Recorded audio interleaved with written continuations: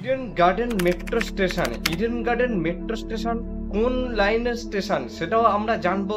একটি নতুন স্টেশন হতে চলেছে, আর কত টাকায় বা বরাদ্দ করা হয়েছে বিস্তারিত জানবো। তার জন্য ভিডিওটিতে কি করতে হবে, অবশ্যই লাইক করবেন। কটি লাইক করবেন?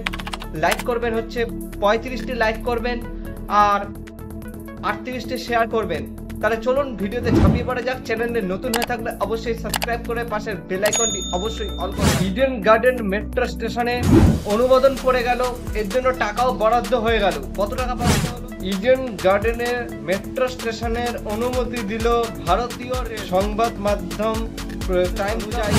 জোকা থেকে প্ল্যানেট মেট্রোকেই কিন্তু আরও 1.6 কিলোমিটার বাড়িয়ে নিয়ে যাওয়ার জন্য বা আগিয়ে নিয়ে যাওয়ার আরও বাড়তি 1000 কোটি টাকা কিন্তু বরাদ্দ করা হয়েছে এই লাইনটিকে এগিয়ে নিয়ে যাওয়ার জন্য। পার্পেল লাইন কলকাতা মেট্রো আপনারা অনেকেই জানেন যে এটা নিয়ে কিন্তু কাজ চলছে নবীনপুর পর্যন্ত। নবীনপুর থেকে কিন্তু প্ল্যানেট পর্যন্ত কাজ চলছে বলে জানা যায়।